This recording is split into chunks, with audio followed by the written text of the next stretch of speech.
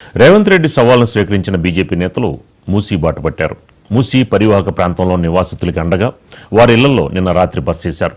స్థానికులతో ముఖాముఖి నిర్వహించి వారి సమస్యల్ని అడిగి తెలుసుకున్నారు. బీజేపీ ఎంపీ ఈటెల రాజేందర్ మూసీ నిద్రలో భాగంగా చైతన్యపురిలో నిన్న రాత్రి బస చేశారు.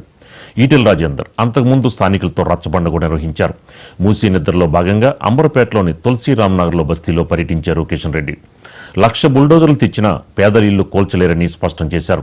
బలవంతంగా కోల్చాలని చూస్తే ఇప్పుడున్న జైలు సరిపోవన్నారు. పేదల ఇళ్లని కోల్చబోమని హామీ ఇస్తే మూసీ ప్రక్షాళనకి సహకరిస్తానన్నారు కిషన్ రెడ్డి. రేవంత్ రెడ్డి ప్రభుత్వ బెదిరింపులకి భయపడేది లేదంటూనే కేంద్ర మంత్రి కిషన్ రెడ్డితో మా Telangana special correspondent Srinivas face to face. Maharashtra Jharkhand ఎన్నికలలో ప్రచారంలో బిజీగా ఉండాల్సిన కేంద్ర మంత్రి కిషన్ రెడ్డి తన సొంత నియోజకవర్గం అంబర్పేటలో మూసీ నిద్ర చేస్తున్నారు. దానికి సంబంధించిన అంశాలు తెలుసుకుందాం. మూసీ నివాసితులకు మెరుగైన జీవన సౌకర్యాన్ని కల్పించేందుకు ప్రభుత్వం సిద్ధంగా ఉంది. సో ఇంటి స్థలంతో పాటు నష్టపరిహారం కూడా కట్టిస్తాము, అఖిల పక్షాన్ని కూడా పిలుస్తామని చెప్తున్నారు. బీజేపీ పార్టీ నుంచి మీరు రాష్ట్ర అధ్యక్షుడిగా, కేంద్ర మంత్రిగా సీఎం రేవంత్ రెడ్డికి ఏం చెప్తారు? మీరు పార్టీ నాయకులను కాదు, ముందు ప్రజలను ఒప్పించండి. మీరు పార్టీలు ఏముంది, ప్రజలు ఎటుంటే అట్టుంటారు.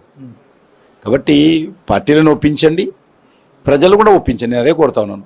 ముఖ్యమంత్రి గారు నల్గొండలో మీరు పాదయాత్ర చేశారు కదా, ఇక్కడ ఆలు లేదు చూలు లేదు అన్నట్టు ఇక్కడ ఏమీ కాలేదు ఇంతవరకు. డిపిఆర్ లేదు, పైసలు లేవు, నీళ్లు లేవు, కార్యాచరణ ప్రణాళిక లేదు, పునర్జీవం ఎట్లుంటుందో తెలియదు, సుందరీకరణ ఎట్లుంటుందో తెలియదు. కానీ రెచ్చగొట్టడానికి నల్గొండకి వెళ్తుంది.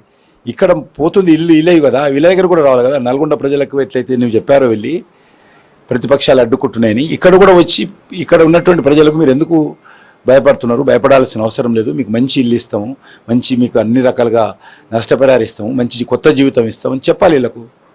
కాబట్టి అది చెప్పకుండా నువ్వు మాదా తప్పు? వీళ్ళు బుల్డోజర్ పెడతానది మేమా మీరా? కాబట్టి ప్రభుత్వము వాస్తవాలకు విరుద్ధంగా వ్యవహరిస్తున్నది. దాన్ని పూర్తిగా మార్చుకొని ఒక్కసారి మెట్టు దిగి పట్టింపులో పోకుండా ఈ సమస్య పరిష్కారం చేయాలి.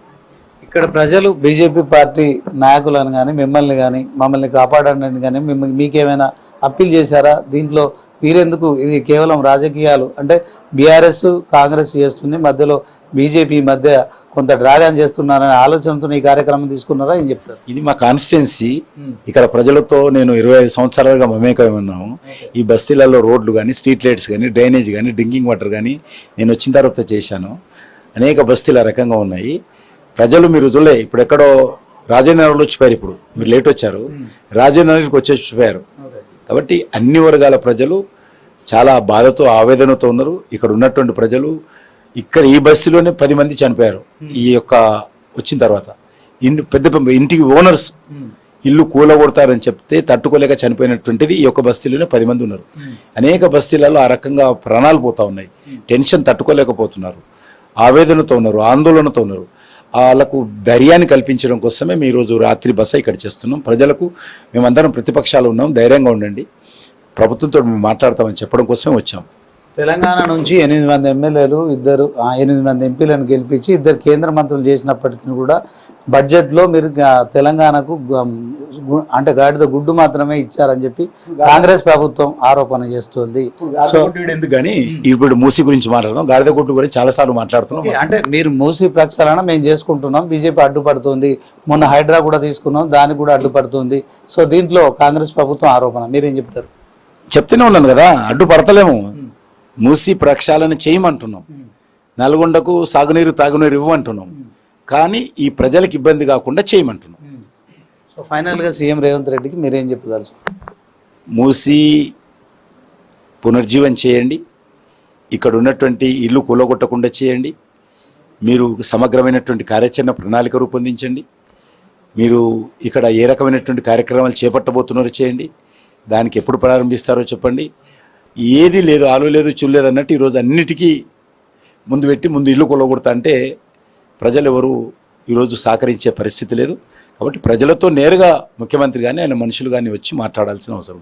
బుల్డోజర్లు తీసుకొని వస్తాము, ఎవరు అడ్డొస్తారో రండి, తొక్కించుకుంటూ తీసుకెళ్తామని సీఎం రేవంత్ రెడ్డి చెప్తున్నారు. చెప్పండి. ఒక ముఖ్యమంత్రి పని అదే అంటున్నా. ఒక ముఖ్యమంత్రి పేద ప్రజలను బుల్డోజర్లో తొక్కిస్తా అంటాడా? పేద ప్రజల ఇండ్లు బుల్డోజర్లో పెట్టి కొలగొడతా అంటాడా? ఇదా పద్ధతి ఒక ముఖ్యమంత్రి మాట్లాడే పద్ధతి? అందుకే కాదు ప్రజారాజ్యము అంటే ఇదేనా? ప్రజాపాలన అంటే ఇదేనా, ఇందిరమ్మ రాజ్యం అంటే ఇదేనా చెప్పాల్సినటువంటి అవసరం ఉంది. ఆయన అట్లా అనుకుంటే మేమేం చేస్తాము? మాది ఇందిరమ్మ పాలన ఇట్లనే ఉంటుంది, పేద ప్రజల ఇళ్ళ మీద బుల్డోజర్ పెడతాము, పేద ప్రజలను బుల్డోజర్కి తొక్కిస్తాము, ఎక్కిస్తాము అని చెప్తే ఆయన కర్మ, మేమేం చేస్తాం? సో ఇది మరి కేంద్ర మంత్రి కిషన్ రెడ్డి గారు తన సొంత నియోజకవర్గంలో మూసి నిద్ర చేస్తున్నారు. ప్రస్తుతం మనం చూడొచ్చు, ఆయన ఒక ఇంట్లో ఇక్కడే భోజనం చేశారు, ఇక్కడే నిద్ర చేస్తున్నారు. ఇదే మంచంపై ఈరోజు పడుకోబోతున్నారు. రేపు మార్నింగ్ కూడా ఇక్కడే ఈ బస్తీవాసులతోనే మరి టిఫిన్ చేయబోతున్నారు. మొత్తానికి మూసి పునర్జీవం విషయంలో బీజేపీ వ్యతిరేకం కాదు, కానీ ఇల్లు కూలగొట్టకుండా, పేద ప్రజలపై బుల్డోజర్లు ప్రయోగించకుండా తెలంగాణ సీఎం రేవంత్ రెడ్డి ఈ యొక్క కార్యాచరణ చేయవచ్చు. సో దీంట్లో అటు ఇటు రెండు వైపులా కూడా రిటర్నింగ్ వాల్ కట్టి మరి గోదావరి నీటి కావచ్చు, కృష్ణారెడ్డిని కావచ్చు, ఈ మూసి నదిలో పారించి తర్వాత ఆ మురికి సంబంధించిన ప్రక్షాళన చేయవచ్చు. దీని విషయంలో బీజేపీ ఎట్టి పరిస్థితుల్లో అడ్డు కాదు. ఒకవేళ బుల్డోజర్లు మాత్రం తీసుకొస్తానంటే అది ముఖ్యమంత్రి ఇట్లాంటి భాష వాడడము, ఇట్లాంటి కార్యక్రమాలు చేయడానికి ఖచ్చితంగా అడ్డుకుంటామని చెప్తున్నారు. కెమెరా పర్సన్ సాయితో శ్రీనివాస్, మహా న్యూస్, అంబర్పేట నుంచి. They are engaged in it.